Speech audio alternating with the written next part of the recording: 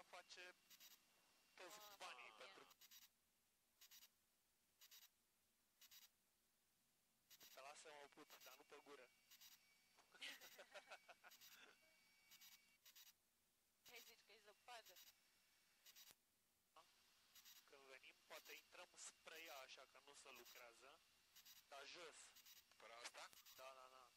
Să intrăm la nivelul primelor terase. Îi anunțăm la Sibiu că ne-am întors.